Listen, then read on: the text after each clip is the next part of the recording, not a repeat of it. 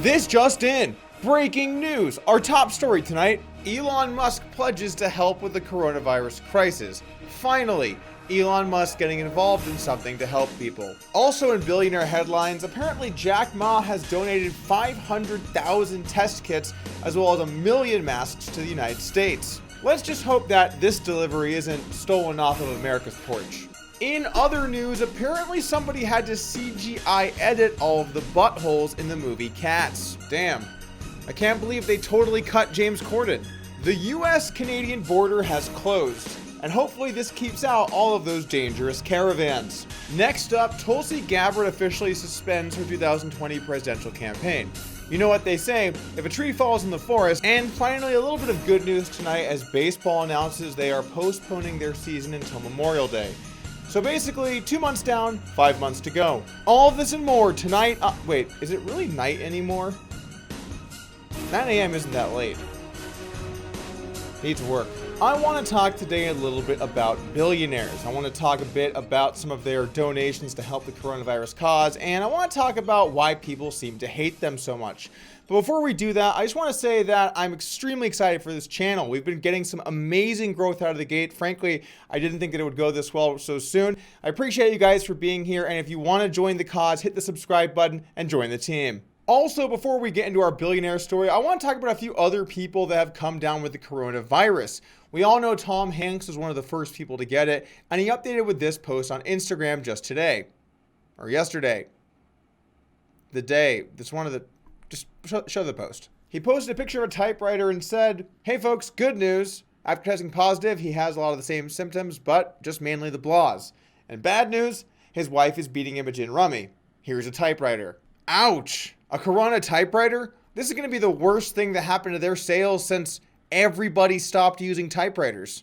Also, the head coach for the New Orleans Saints, Sean Payton, has tested positive for the coronavirus, making him the first person in the NFL to test positive for the virus. Also in professional sports, Kevin Durant has contracted the virus.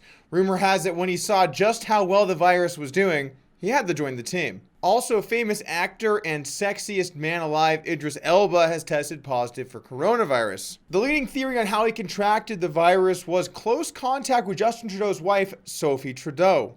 That's right, close contact, if you know what I mean. Although, to be totally fair to Sophie, I could see why she might have gotten confused. You know, now that I think about it, a lot of Canadians seem to do blackface, but at least they always say sorry about it. Well, no, that one was actually a little bit different. He had a black friend. You know, I don't care if we've got 100 people watching these videos or 1 million. Some jokes, I'm just not willing to leave behind. Anyway, let's move on.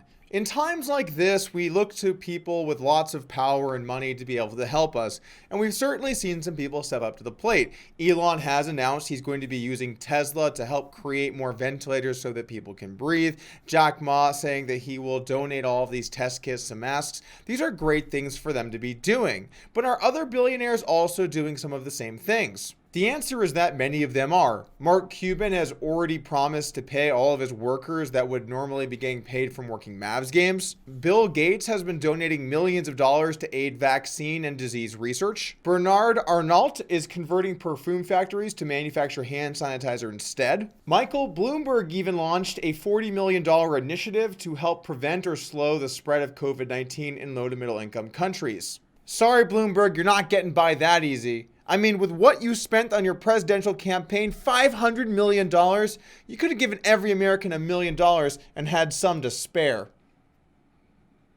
It's got to work. I'm sure the math checks out. But anyway, there are many billionaires that are doing things to help with this situation. It's a fairly long list. In fact, it's a list so long, it even includes Sheldon Adelson. That's right, the Venetian and the Palazzo will be closed, and at least until April 1st, even Sheldon Adelson will be paying his employees and not laying them off. Sheldon Adelson doing something good is just something I never thought I would see. You know, there's some things you just don't expect to see in your lifetime, like, for example, a Major League Baseball game. Anyway, if you've been on the internets for the last couple of years, and being that you're here, you've probably seen people that are very upset that billionaires exist at all. They'll point out that this is the evil part of capitalism, that there are these billionaires that do things that are not in the interest of their workers, not in the interest of the world, in order to make themselves huge amounts of money? And should they exist at all? And I can kind of understand where those people are trying to come from. They're coming from a good place of why should someone have so much while most of the country or most of the world has so little? And maybe they're right. Maybe we need to go with one of the systems where there aren't people with a lot of money and power. Systems like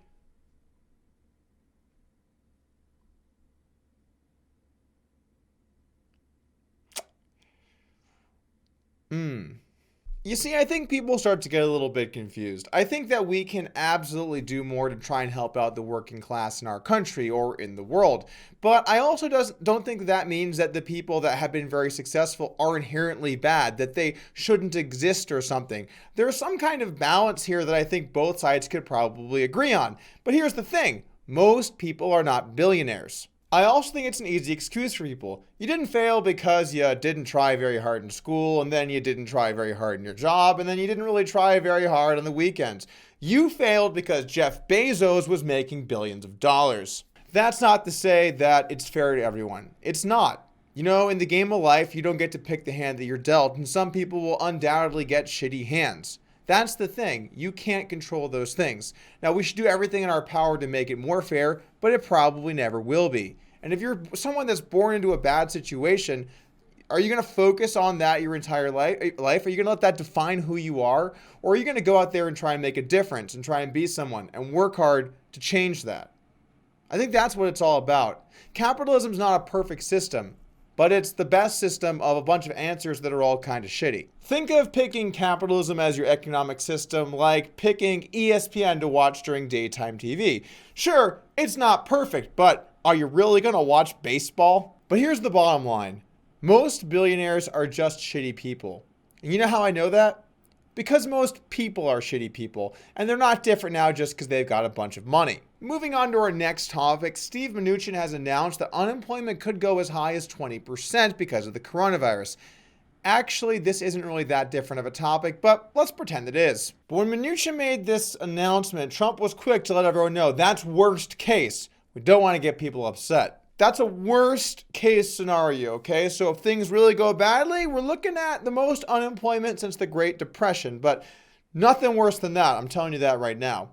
Unemployment is an interesting subject. So we have been talking about for a very long time that AI will be coming in and replacing a lot of jobs, and that's undoubtedly true. There are many jobs that will be replaced at some point. Jobs like a truck driver is probably going to be replaced. Jobs like working at call centers will likely be replaced by fairly complex AI, and many other types of jobs as well. For example, working at a fast food restaurant as the person who's taking the order will be replaced with kiosks. Many different examples of this.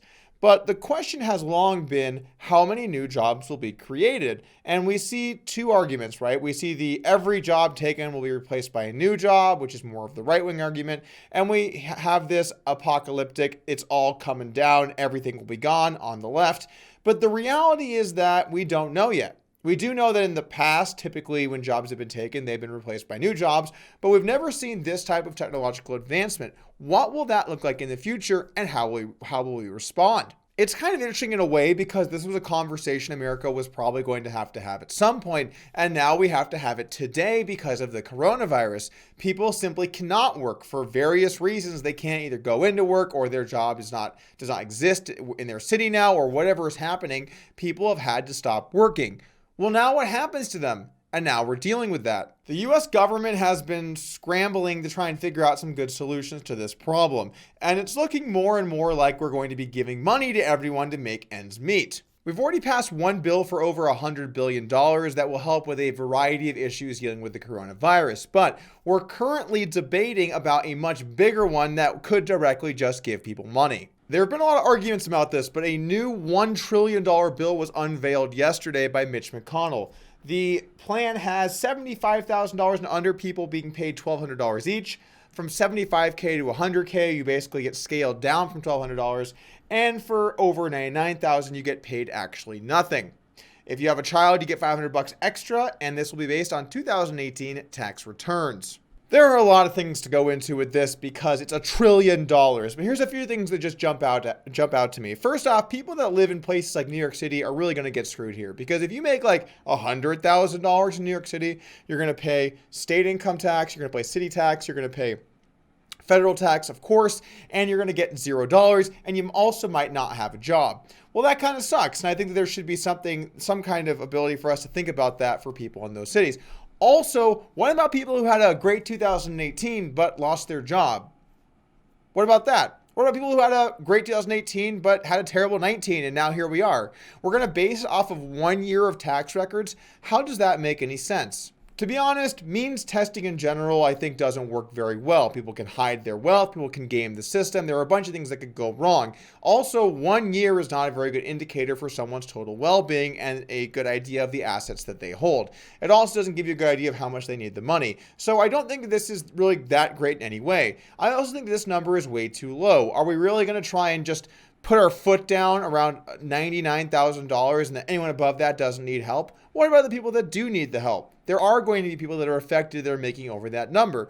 I think if they made that number substantially higher, obviously it would get a lot more expensive, but it would make more sense and people would be less angry. What's funny is that you've got some Republicans that really don't like the idea of giving people money, and you've got some Democrats that really don't like the idea of giving people money that might already have money.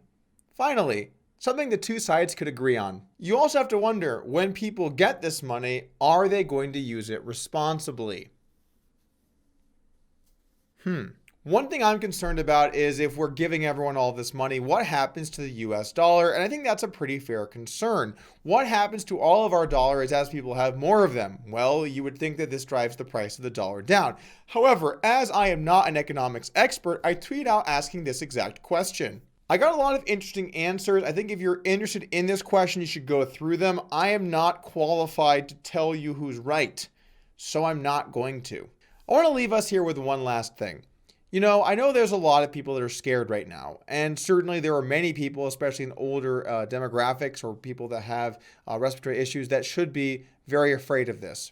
And I'm not saying that we should be taking it lightly, but at the same time, society will get through this. And when we get through this, we're going to need to pick up the pieces and continue where we left off.